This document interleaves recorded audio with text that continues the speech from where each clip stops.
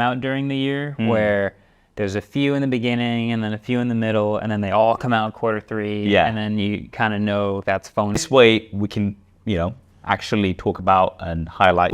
The way we're going to do this is, as always, 2023.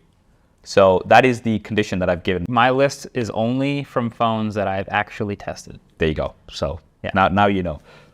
Oppo Find X6 Pro. Nice. Yeah. This was one that came out and I can just get 5,000 milliamp hours, a 1-inch sensor, 1440p, like Snapdragon 8 Gen 2. You just go down the list, it's got it all.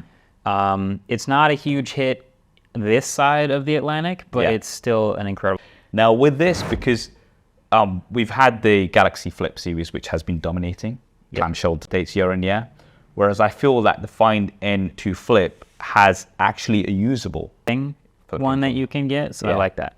Now, it's interesting you mentioned about later on in the year, because I think the Find N2 Flip will get forgotten later in the year. There's not a huge deal that you can do with it. They have been doing updates, and when you're using the cover display, the cameras only shoot at 1080p, not 4K. I don't know, there's not much, the crease is better, and there's also no gap, which I really like as well, compared to what we've got on the Flip. So ROG Phone 7 Ultimate.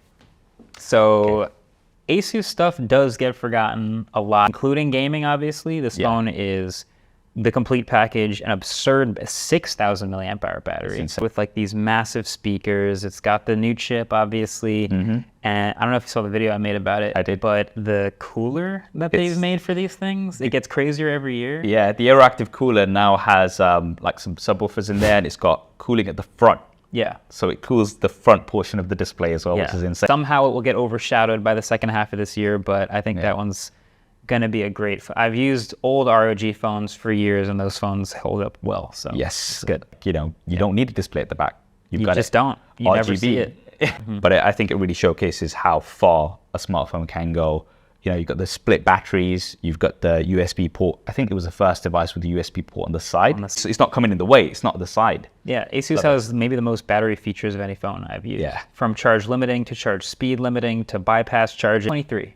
Okay. Just the standard S23. Okay, interesting. So this is kind of like and I talked about this with the S22, but like the default, like, it's a title for a video, but like the truth is, like, when you go in a store here in the US, like, you can't really go wrong with an S23. It's got the camera. It's got really, really good device. So, and the top tier device is gigantic. Exactly. So the S23, not even the Plus, the S23 is what, a 6-point Galaxy S23 Ultra on my list. Okay. Now I am somebody who loves the S Pen, but when I do use it, I'm like, oh man, of course it's like so a great feature. But like, even I think this year for me, being from the UK as well, is crazy pictures. I don't know if you use the 200 megapixel mode or whatever. Like, there's other crazy camera features. But this. So now with this device, like, it kind of like the same resolution for all 3 cameras. Ultra wide, primary, and telephoto all have 50 megapixels. Are they the same sensor? They're not the same sensor. But they're the same size. Resolution, right? So you're doing the pixel AI motion sensing capture, which automatically takes the point of action of the shot. So if you're jumping, for example, I know it can sound like a bit of a gimmick, but it actually works. Display, obviously, something charger. Wow. So it is like an all-round flagship from Honor. 7A in there. Okay, interesting. Pixel 7A. So, and I reviewed this phone. I tested this phone for the weeks leading up to launch. Made it kind of a curious buy. Yeah. But I just think all the Pixel stuff that you like about every other Pixel, you still like about this one. All the software, the hold, and they threw some new cameras in this year. And so my really only question was like, are they going to be good cameras? And it's a Pixel, so it turned out to be, they're pretty good cameras. It is a step down from whatever, it's like slower wireless on this one. Yeah. Then you can get it, but wireless. That, would you rather just go for the Pixel 7? And the Pixel 6A was a great recommendation for me, right? Drop in price, like as Google do. It has to. Yeah. I mean, we saw what happened at Pixel 7, which, by the way, great phone. 11. Interesting. So I'll tell you why, right? Because for 700, really good all-rounder. Now, it might not be the best for everything. I know the term you use, like for the cameras, maybe a B+, right? But I think it's going back to the grassroots of OnePlus.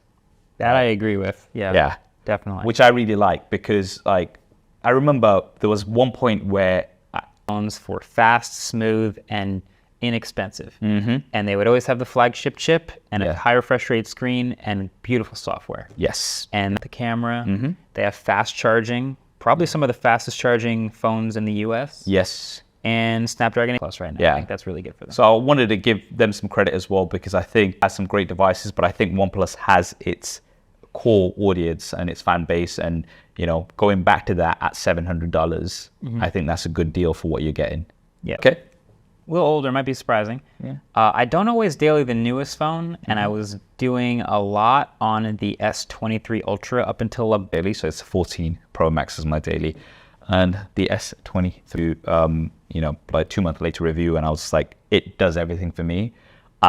Beautiful display, performance, everything is right there. So I'm like, S23 Ultra case on there. So that's that. Yeah. And what's this? This is the survived, but it had like this chip at the top. Yeah. Yeah.